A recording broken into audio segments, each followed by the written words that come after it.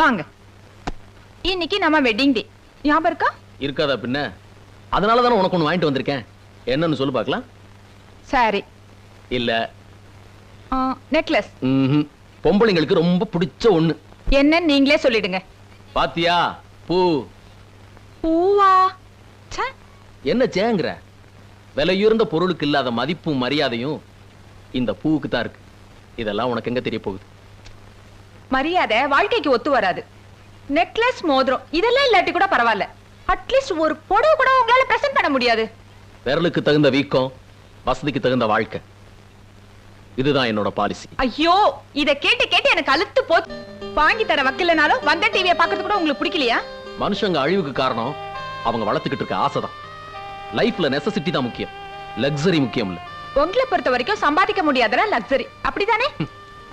கை சுத்தமா வாழ்ந்துகிட்டு இருக்கேன். ஆடம்பரத்துக்கு ஆசைப்பட்டா அழுக்காகிறது கை மட்டும் இல்ல, வாழ்க்கையும் தான்.